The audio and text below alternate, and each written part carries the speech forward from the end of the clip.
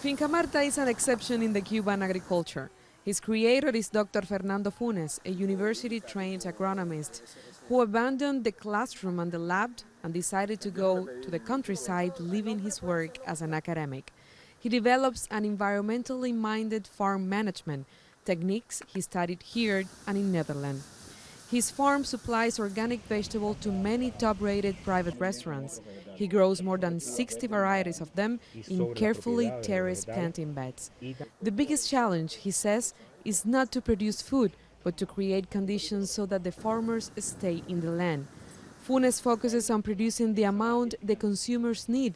He's obsessed with the severe problem in Cuba of how much food is wasted on the fields because of the ruined logistics to bring food to the urban areas from the countryside. He advocates for a cooperative of consumers so that all food will have a secured destiny. It's unfair to leave the food to waste, unfair to the producer and for the many people that needs that food. This was the last farm Cuban leader Fidel Castro visited before passing away, and probably one of the last projects that he fell in love with. Thank you so much, Fernando, for coming back to Telesur and give us the opportunity of talking about your very particular experience with the land in Cuba. And I want to start by having your experience. When you got to this place, which is now beautiful, it was not so promising when you saw it the first time. And it was hard to get water, you knew that. And no one around, the farmers around nearby, they wouldn't believe that it was possible to actually make a profitable farm here. Why, anyway, you persisted in the idea that you could do this kind of project right here? Well, Cristina, thank you very much for taking time to come again after 3 years. 6 years ago, when we came to this land with the dream to develop an ecological farming system, and the expectations were to develop an economic activity for our family, but also based in my personal professional commitment to develop new ways to go ahead for the development of Cuban agriculture. The uncertainties were a lot, were many. We didn't have tap water here even to drink. The soils were very unfertile, were very poor, were eroded soils, also very rocky. The whole farm is hilly. There is not other plain area than the house area. All the land was covered by very dense vegetation of aroma, marabou, and other weeds and invasive species that were very difficult to clean. So we didn't know how to start. There was not a clue, there was not something to follow, there was not a light. But we started to live here. We started to figure out following our instincts, but also following the clues of nature. And also, we started learning from people around. The first man that came to this place to help the process continue, putting all his efforts, was Juan Machado, an old man that was at that time 74, and now is 80, came with me to dig a well. We started digging a well in the rock, and we took 7 months. With the strength of my mother, that is... This farm is named after her? It's Finca Marta after her. It's the main pillar of this project, and it's the main motivation after about 15 years sharing with her lots of ideas about the development of our agricultural system, and also with another important pillar that is my family that supported me since the very beginning, especially my wife Claudia, that didn't see any kind of difficulty, any kind of walls or problems to continue ahead with our dreams. They trusted you. It was a common trust. I trusted also in love. I trusted also in what we could achieve together for the development of this small place of Cuban land. Even with all this harsh environment, very aggressive and rustic and precarious environment, we expected for developing our life from here. And only considering that the will you could have could break any kind of difficulty, it was possible to continue ahead. When did you find water? We dug for 7 months.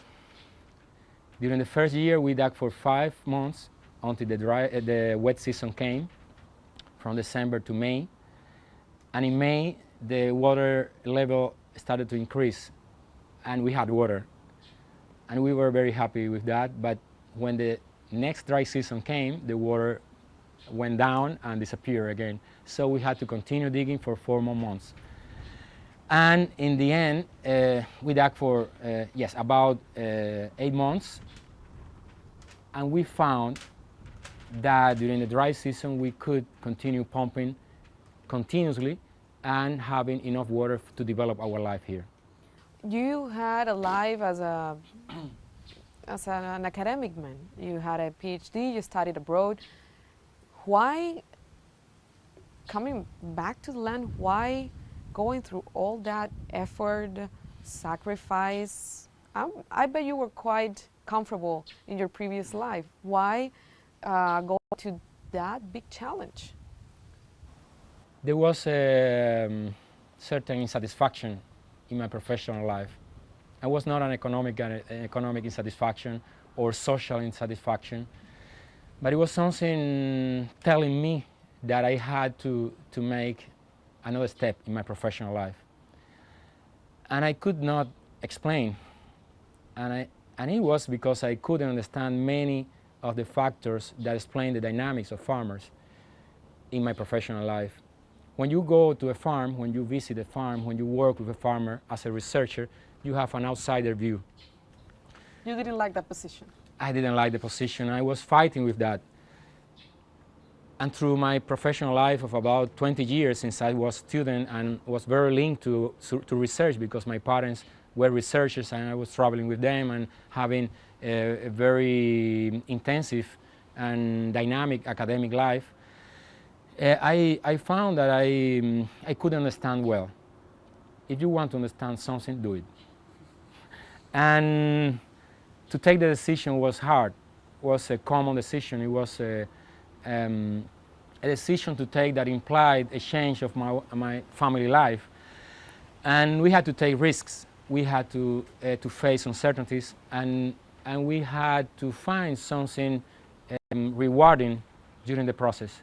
It was very difficult to find something rewarding in the very difficult life we started to live when we came to this place. We had also... you started with your own money, with your own efforts. We started with very few money.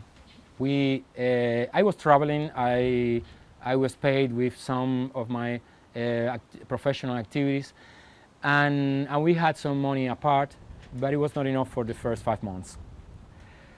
When we started seeing how big was the challenge, we started realizing that we should, by force, to put producing the farm.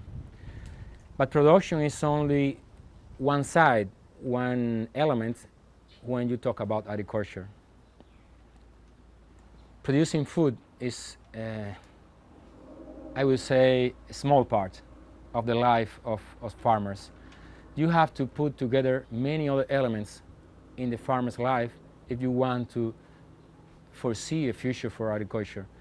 And making the land productive enough to maintain your economic life allows you to putting together many pieces in the puzzle of living in the countryside, of hoping for a better future for you, for the people that work with you, and for the community and the beyond the borders of the place you live. Why uh, Finca Marta is different from the national model of producing food. It's quite different. I know you started with beehives, which was the, let's say, the pushing for the rest of what you did here. But if you could tell me briefly the specifics of why this model is different from the rest of what the vast majority of farmers do in Cuba. Many people see me as the main factor of the success of this project, and I don't think that. I think that this project is the result of the work of many people. The most simple farmer, the most simple person that has been working here in this farm during these 6 years has added lots of value to the process. And I think that the main success we had was to put in common all the knowledge we have and to make that knowledge applicable in the dynamic we started 6 years ago.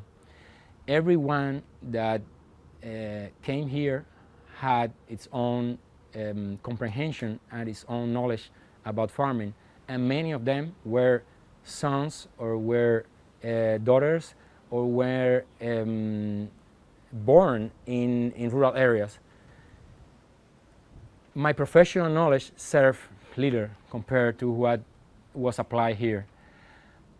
And if something was important, was the capacity I had in some way to organize that structure, to facilitate the process and to put in practice the knowledge in the best way possible. And tell me a little bit about what is related to your experience in using the land. You don't have a lot of land, nevertheless you do produce a lot, and you focused on vegetables, which is not common also for other farmers. Why are you able to do that? What's your main market? Where do you take that food to? I sustained during all my professional life that multifunctional agriculture based in agroecological concept could explain the capacity small farming, small and medium farming has of increasing productivity and efficiency in the use of natural resources for food production in agriculture. When you close systems, when you integrate the forces of nature with the production environment, you gain a lot from those forces of nature. And I'm talking about the use of renewable energies. I'm talking about the integration between animals and crops. I talk about biodiversity. I talk about the capacity a diverse and dynamic system has of producing the whole year different kinds of products.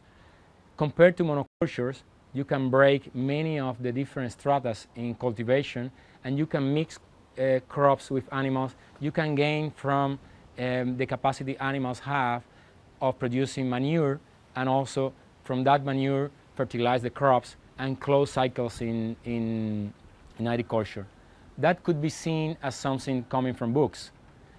But when you put in practice all those relationships, when you put in practice the traditional knowledge and you make it happen in a modern or updated farming system that allows not only to produce but also connect to markets within several chains or several webs of distribution of food, then you achieve lots of results.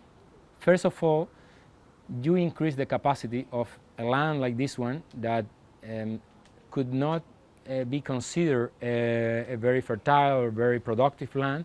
You could make it productive. You could make it efficient in terms of use of natural resources, and you can make it economically feasible. Not many people understand how we were able to maintain and increase the number of people working in the farm. And I can explain in numbers, in figures, how we were only 2 breaking rocks 5, 6 years ago, and how we are now 20 people working in the farm, earning good salaries, having the possibility to cover the running costs that create better conditions for farming and for life in this place, and with lots of expectations for the future. I could tell you that today we are making maybe 25%, so 1/4 of what we can do in terms of productivity in this land. And the threshold we have is very high. Who do you sell this food to? Who do you send this food to? Who are the biggest consumers that you have? Let me explain first how the system works. As part of this multifunctional system, we have different subsystems, different operations in the farm. The 4 main operations we follow is the horticulture production, one. Second, beekeeping. Third, livestock or cattle production, and fruits. We put together all that production in a bunch of possibilities that give them. When we started, for example, 5 years ago with bees, we started with 1 beehive. Now we are close to 100 beehives. And that gave us lots of possibilities in terms of not only pollination and not only the role that bees play in the system, but also in economic terms. The same when we talk about cattle production, they feed the rest of the system. They don't only produce milk and meat, but they produce fertilizers, organic fertilizers, and biogas. We produce about 2 cubic meters of biogas a day, and with that we feed the kitchen. We cook here for about 20 people a day with biogas, with that energy to cook. And when we talk about vegetables, we were increasing the numbers of beds during the year, and now we have about 50 times the amount of produce that we had at the beginning. That gives us lots of possibilities in terms of commercialization. We have 3 main segments of commercialization. First, we commercialize since several years with a license for commercialization in the city. We commercialize today in about 30 restaurants in Havana. Private restaurants? Private restaurants that gain from the diversity we can give them, but also they gain a lot from the quality we can produce, but most of all, they gain a lot about the stability we have during the whole year in food production. I've heard that sometimes owners discuss with you whether to change the menu or not. We have a close relationship. That close relationship gives us lots of opportunities in terms of dynamizing the agricultural system and having incomes that the next day are invested in the development of our farming system. When we talk about commercialization, we have to tell also that we sell honey through the state enterprise, through the provincial honey enterprise that buys our honey, our propolis, pollen, and wax for export. We export indirectly honey to have income for the overall economy. And recently we have another place close to city based on a contract we have with the state enterprise Havana Libre here close to here, where with a contract we produce vegetable for the local institutions, social institutions like schools, nurseries, hospitals in the territory. I know that a couple of years ago you had a very, let's say, surprising visit here.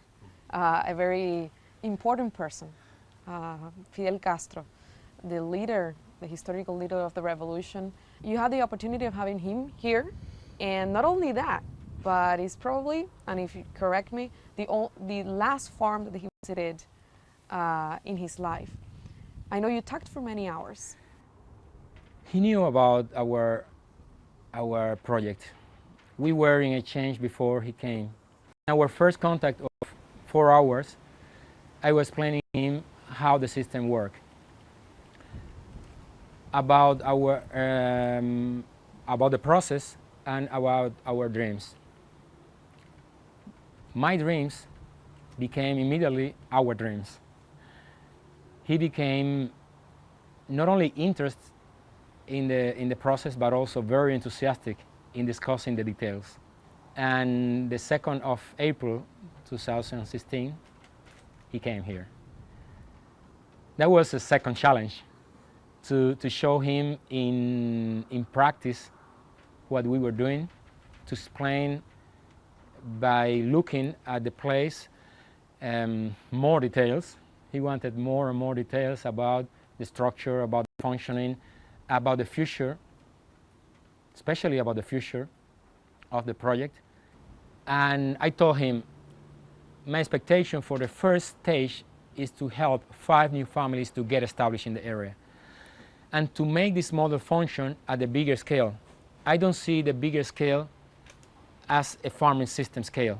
I see the small farming system become bigger, making it work together, integrated with other farms. And he understood very well the concept. We were talking, and I was showing all that we were doing here in 3 hours that he was in the farm.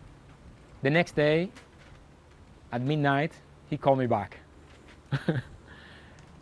And he told me that he wanted to talk about our project. It was already his project. This is a project for life, and I see this as a commitment not only with my family, not only with the people that work and live here in the farm, not only with our country for the development of our agriculture, to developing new concepts and so on, but also for the world agriculture. Now we are receiving students from the University of Artemisa. We have a relationship. We have a contract already with the Technical University of Havana, because the model we want to develop in the territory follows a concept that the Technical University of Havana wants to develop of technoparks. So places where many technologies and many new researchers are implemented and are put in practice very dynamically, when people could come and could see the results directly. And in that way we continue fulfilling one of the most important pillars for the project, that is the educational and research purpose. Cuba has a very, very big problem with food production. We import around 60% of what we eat. The government spends a lot of money into that to provide. And although we are privileged in the sense that there's not a starvation in Cuba, there's a lot of challenges in that way. And you've said in previous interviews with me and with other media that it's possible to self-sustain the food production for Cuba. If you could influence the model in which we are producing food right now, what would you change so that the food that we produce and the potentials that we have are actually put in place in a way in which Cuba can produce, that we Cubans could produce all the food that we eat? From my professional life, from my PhD thesis, I sustain that Cuba, with half of its agricultural land, can sustain and produce enough for our population. Fidel said in the History Absolve Me that Cuba could provide for 3 times its population, that we could be plenty of food for our people. And that was one of his fights for many years, how to produce enough food for our population, healthy food, and enough.